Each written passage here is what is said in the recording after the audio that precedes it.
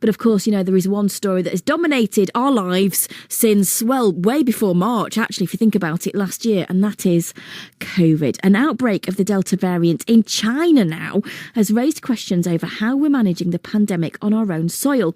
More than 250 people have tested positive for the Delta variant in the province of Jiangsu. I think I pronounced that correctly. A drastic shift from 0 infections in March 2020. Now, fears of flare-ups have spurred China into speeding up the rate at which vaccinations are rolled out.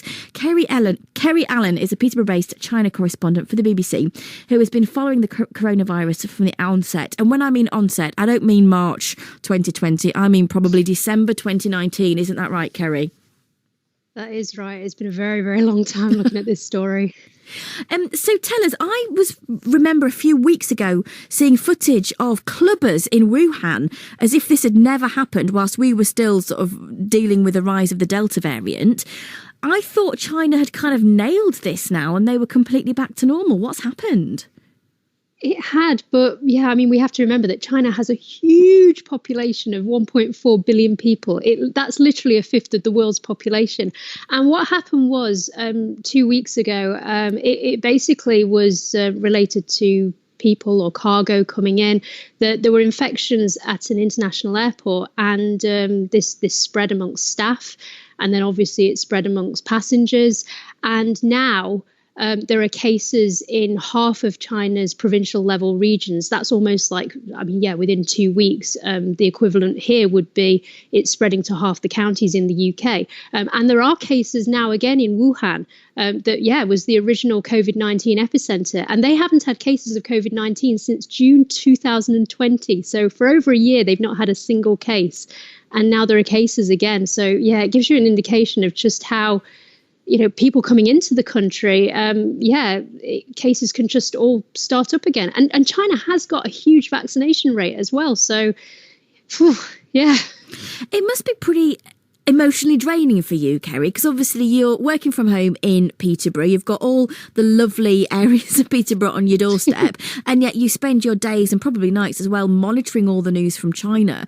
On a personal level, did your heart just sink when you saw these cases? Because there's something quite symbolic about it being back in China, isn't there? Because we know it's sort of popping up all over the world and getting worse in many places. But from China going from so low rates to high again, it must have had a bit of an impact on you emotionally. It does, yes. I mean, there is, part of you knows that it also affects trade as well. So if there are lockdowns in cities, that has a knock-on effect for goods actually kind of coming to the UK and other areas. But you can still feel now, I mean, my job is basically it's watching TV, it's reading newspapers, it's looking on social media.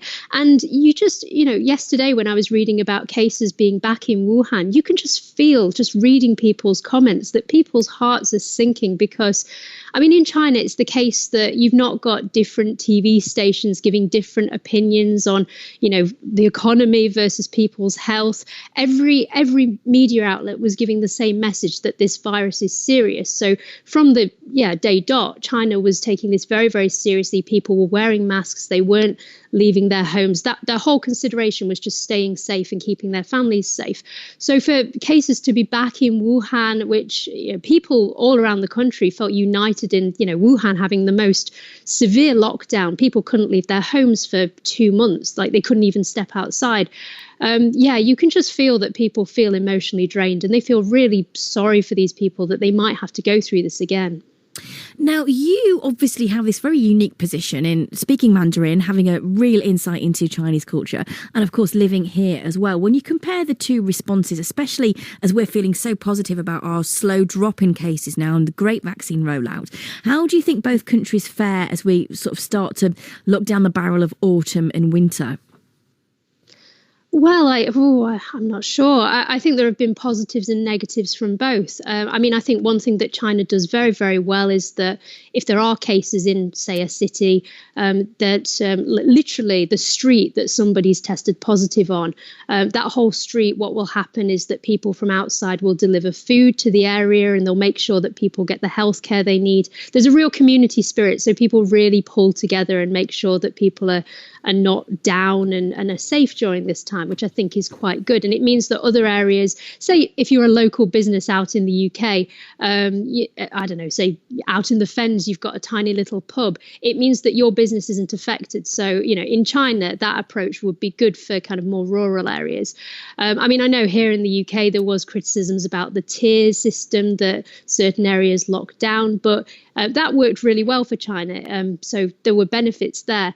At the same time, though, the impact that serious lockdowns have on people's mental health, I think this is something that in the UK we're going to be, I think we see it already, that there has been a big impact. And I don't think China probably covers this as well as it should. But these lockdowns have been quick and fast, whereas here in the UK, we had a situation where lockdowns kind of simmered for a long time.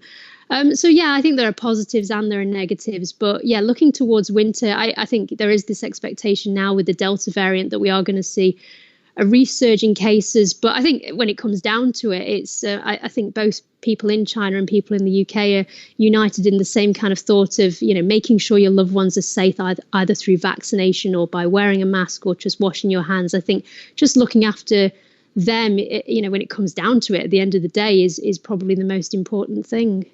Kerry Allen, Peterborough-based China correspondent for the BBC, thank you. And let me just say, if you don't follow Kerry on Twitter, please do, because every morning, while she's been working from home, Kerry posts a picture of yourself, don't you, Kerry, having a cup of tea, saying, if you're on your own, if you're feeling a bit blue, join me for a cuppa. Every morning, Kerry, I've been joining you for a cuppa. Even though we've never met, I feel like we're best mates. Keep up the good work. You've lifted my morale every morning when I see your cheery face and your lovely kitchen and your big cup of tea. So keep up the great work. That's Kerry Allen there, a Peterborough-based China correspondent. Best job ever. How interesting.